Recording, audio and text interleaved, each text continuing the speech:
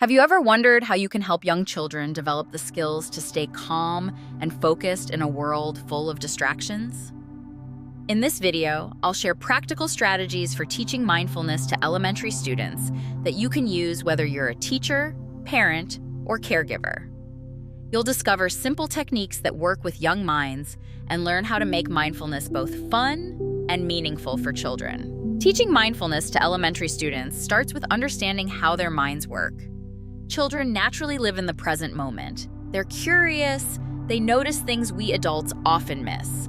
Your job is to help them recognize and strengthen this natural ability. Let me share some approaches that actually work with young learners. Start with breathing exercises that feel like games. Ask children to imagine they're smelling a flower. They breathe in slowly through their nose. Then they pretend to blow out birthday candles. They exhale gently through their mouth. This simple exercise teaches them how to use their breath as an anchor. You can also try the balloon breath technique. Children place one hand on their chest and one on their belly. They breathe in slowly and watch their belly rise like a balloon filling with air. Then they breathe out and watch it fall. This helps them connect with their bodies and notice the difference between shallow and deep breathing. Body awareness activities work well too. Try the body scan technique adapted for children. Have them lie down comfortably. Guide them to notice different parts of their body, starting with their toes. Ask them to wiggle their toes, then relax them. Move up to their legs, their arms, their shoulders. Make it playful. Ask them to tense up like a robot, then melt like ice cream. Mindful listening exercises capture their attention naturally. Ring a bell, or play a singing bowl. Ask children to listen until they can't hear the sound anymore. Then have them raise their hand when the sound disappears. This teaches them to focus their attention and notice subtle changes. Walking meditation can be turned into a mindful nature walk. Take children outside if possible. Ask them to walk very slowly and notice what they see, hear, and smell. You can make it into a gentle game by having them count how many different sounds they can identify. Birds singing, cars passing, wind in the trees, their own footsteps. Gratitude practices fit naturally into a child's world. Create a gratitude circle where each child shares one thing they're grateful for that day. It might be their lunch, a friend who helped them, or the sunshine. Keep it simple and genuine.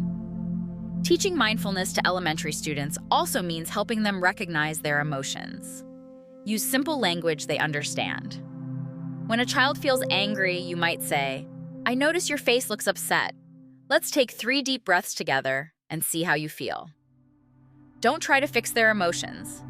Just help them notice what's happening. Create a calm down corner in your classroom or home. Fill it with soft pillows, maybe a small plant, and some books about feelings.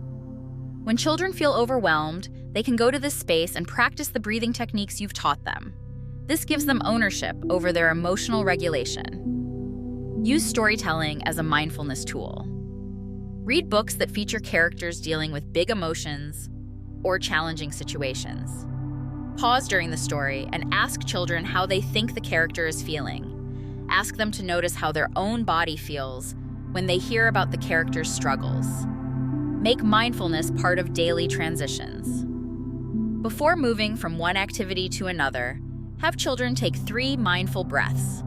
This helps them reset and approach the next task with fresh attention. You might say, "Let's take our transition breaths before we start math."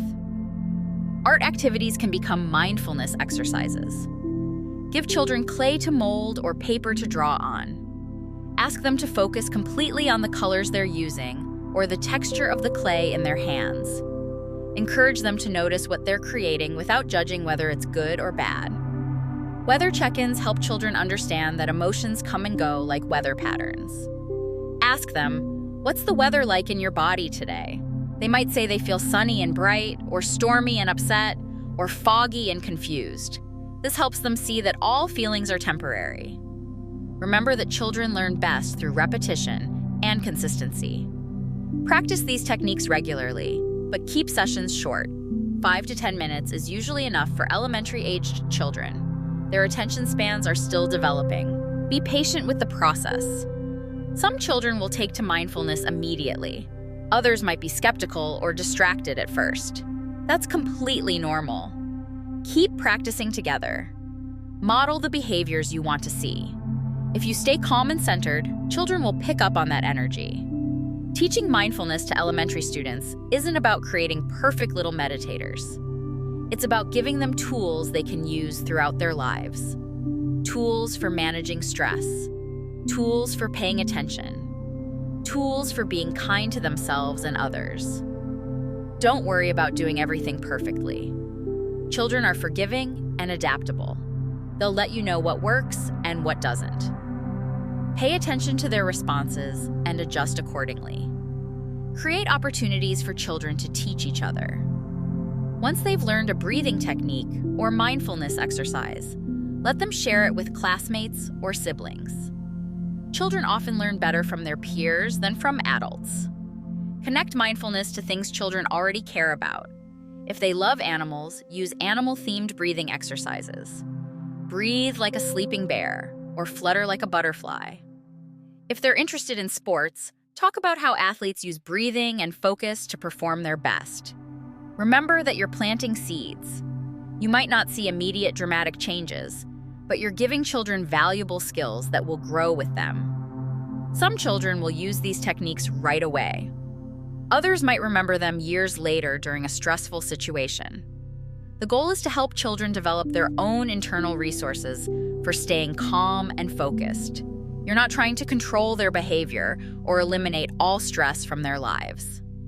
You're teaching them that they have choices about how to respond to challenging situations.